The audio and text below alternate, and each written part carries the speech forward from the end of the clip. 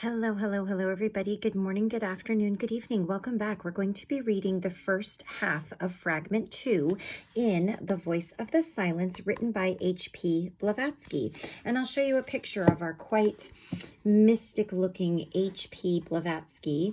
If you listen to my short, you know that she lived back in the 1800s, and she was a writer and a mystic. So we're going to read exactly the first half, which Fragment 2 does not read quite as poetic as Fragment 1, but nonetheless, there are still words in here that are in other languages that we will clarify, and also there are terms and phrases in here that we just don't use anymore. So I will clarify those as we go along so that we can gain a better understanding of what we are reading and listening to. So let's go ahead and get started with the first half of Fragment 1, called The Two Paths. And now, O teacher of compassion, point thou the way to other men. Behold, all those who knocking for admission await in ignorance and darkness, to see the gate of the sweet law flung open. The voice of the candidates. Shalt not thou, master of thine own mercy, reveal the doctrine of the heart? Shalt thou refuse to lead thy servants unto the path of liberation? And the doctrine of the heart. Let's start with that. The two schools of Buddha's doctrine, the esoteric and the exoteric, are respectively called the heart and the I doctrine. Bodhidharma called them in China, from whence the names reached Tibet, the Sungmen, esoteric, and Kiaomen, exoteric school.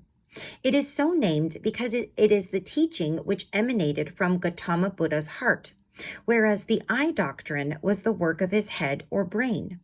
The heart doctrine is also called the seal of the truth or the true seal, a symbol found on the heading of almost all esoteric works. Quote the teacher, the paths are two, the great perfections 3, 6 are the virtues that transform the body into the tree of knowledge. The tree of knowledge is a title given by the followers of the Bodhidharma or wisdom religion to those who have attained the height of mystic knowledge, adepts. Naharuna, the founder of the Madhyamika school, was called the dragon tree. Dragon standing as a symbol of wisdom and knowledge. The tree is honored because it is under the Bodhi or wisdom tree that Buddha received his birth and enlightenment, preached his first sermon, and died. Alas, alas, let me make sure I finished. Who shall reproach them? Who shall first enter them? Who shall first hear the doctrine of two paths in one? The truth unveiled about the secret heart, the law which shunning learning teaches wisdom, reveals a tale of woe, and the sacred heart is the esoteric doctrine. Alas, alas, that all men should possess alaya or fundamental consciousness. Be one with the great soul, and that possessing it, alaya, should so little avail them. Behold how like the moon reflected in the tranquil waves, alaya is reflected by the small and by the great, is mirrored in the tiniest atoms, yet fails to reach the heart of all. Alas, that so few men should profit by the gift, the priceless boon of learning truth, the right perception of existing things, the knowledge of the non-existent. Saith the pupil, O teacher, what shall I do to reach to wisdom? O wise one, what, to gain perfection? Search for the paths, but O Lanu, and a Lanu is a student or a disciple. Be of clean heart before thou startest on thy journey. Before thou takest thy first step, learn to discern the real from the fake, the ever-fleeting from the everlasting. Learn above all to separate head learning from soul wisdom, the I from the heart doctrine. Ye ignorance is like unto a closed and airless vessel, the soul a bird shut up within. It warbles not, nor can it stir a feather, but the songster mute and torpid sits, and of exhaustion dies. But even ignorance is better than head learning with no soul wisdom to illuminate and guide it. The seeds of wisdom cannot sprout and grow in airless space. To live and reap experience, the mind needs breadth and depth, and points to draw it towards the diamond soul. So let's read up on what they're referring to as the diamond soul. All right, a title of the Supreme Buddha, the Lord of all mysteries, called Vajradhara and Adi Buddha. Seek not those points in Maya's realm, but soar beyond illusions. Search the eternal and the changeless Sat, mistrusting fancy's false suggestions. And Sat is part of something that is used in like Kundalini meditation or Kundalini yoga. It's a mantra. So usually you begin or you start with Sat Nam, which means truth is my name or truth is my identity. For mind is like a mirror. It gathers dust while it reflects. It needs the gentle breezes of soul wisdom to brush away the dust of our illusions. Seek, O beginner, to blend thy mind and soul. Shun ignorance and likewise shun illusion. Avert thy face from world deceptions. Mistrust thy senses. They are false. But within thy body, the shrine of thy sensations, seek in the impersonal for the eternal man. And having sought him out, look inward. Thou art Buddha. And Buddha is just a term for enlightened one. An eternal man is the reincarnating ego. And this is referred to by the Northern Buddhists as the true man, who becomes in union with his higher self, a Buddha or enlightened. Shun praise, O devotee. Praise leads to self-delusion. Thy body is not self. Thyself in itself without a body, and either praise or blame affects it not. Self-gratulation, O disciple, is like unto a lofty tower, up which a haughty fool has climbed. Thereon he sits in prideful solitude and unperceived by any but himself.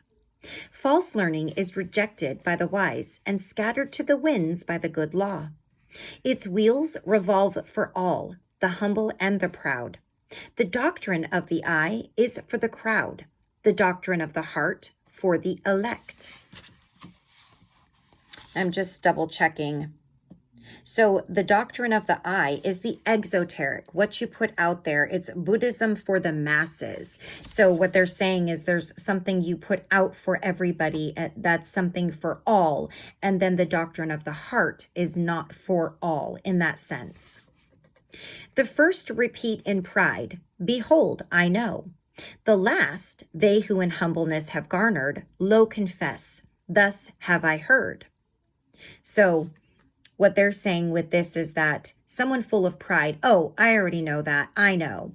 And somebody who's been more humbled and has garnered that humbleness are able to confess, oh, I've heard. Okay, now I know. It's okay to not know everything. It's okay to not say that you don't know something, especially when you truly don't. And we really do have a tough time with that as human beings. We really do.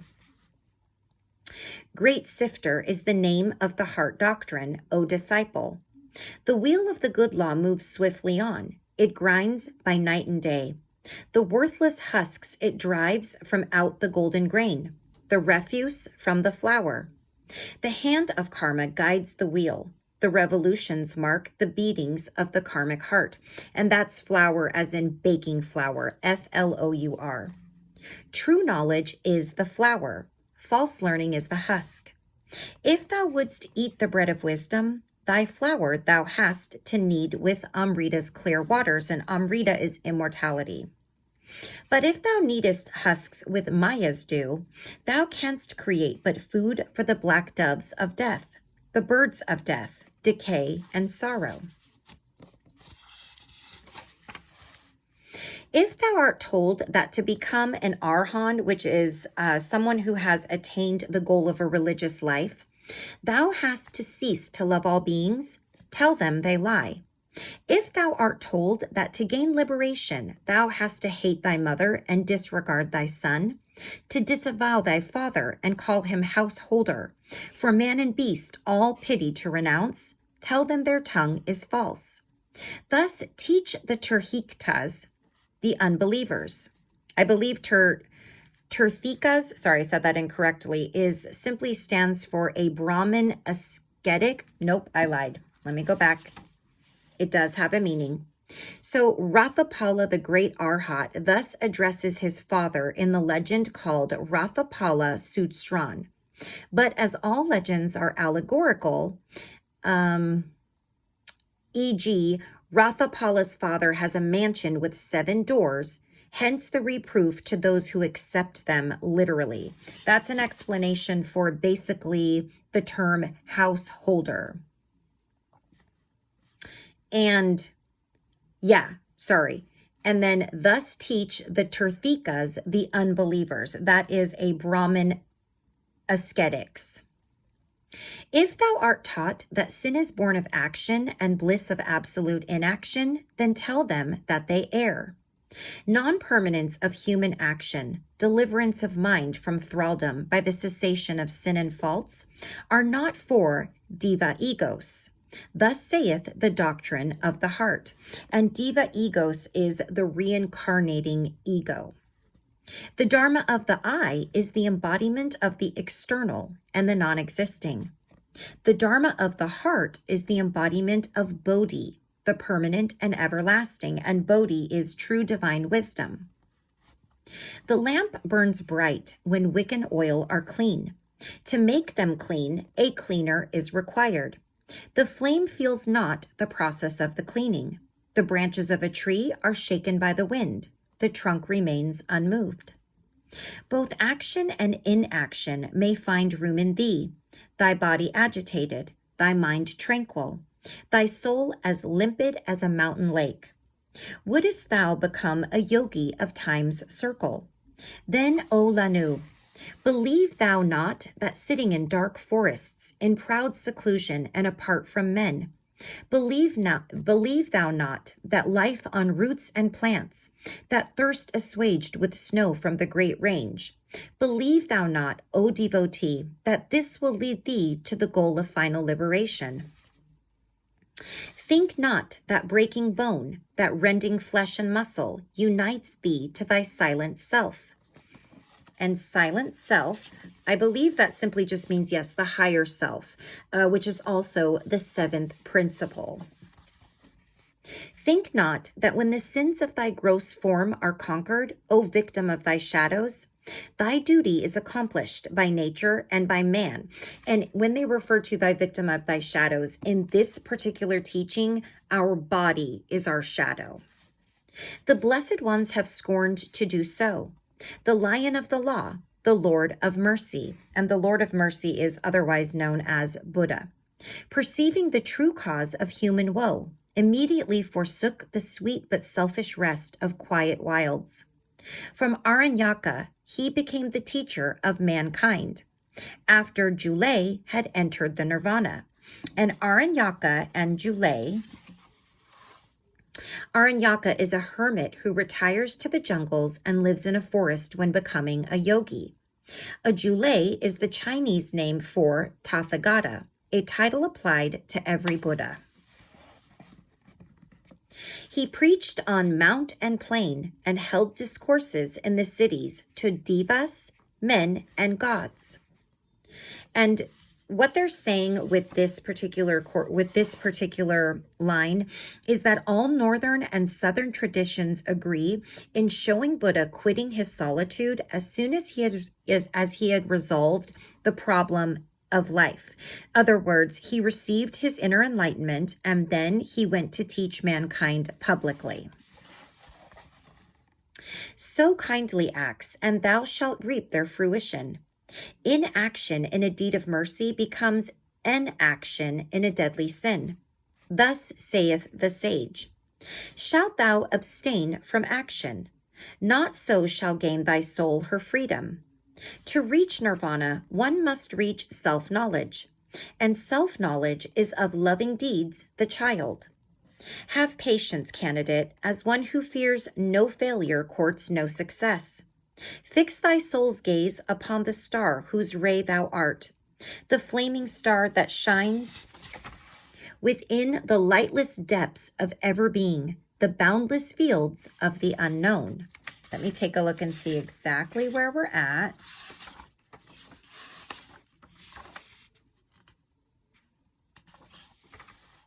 Okay, we're going to read this last page here.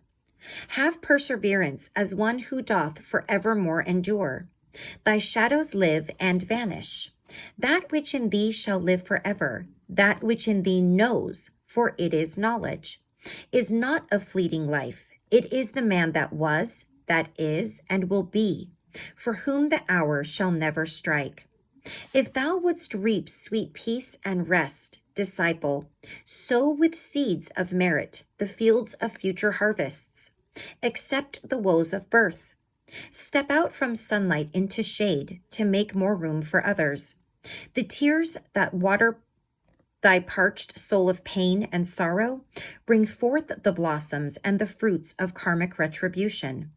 Out of the furnace of man's life and its black smoke, winged flames arise, flames purified, that soaring onward neath the karmic eye, weave in the end the fabric glorified of the three vestures of the path. And the path, I think we already covered what that term is.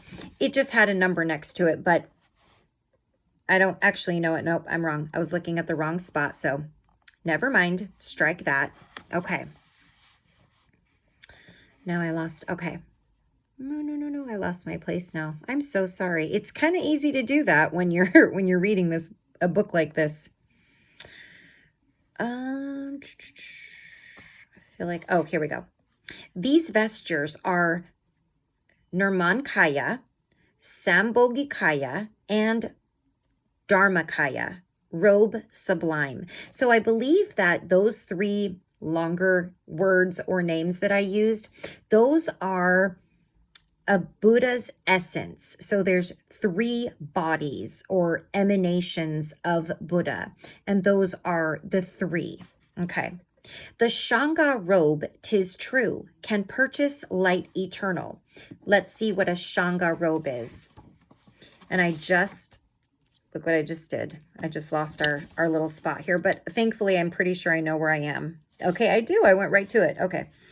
The Shanga robe is from the Shangnavasu of Raha Griha, the third great Arhat or patriarch, as the Orientalists call the hierarchy of the 33 Arhats who spread Buddhism.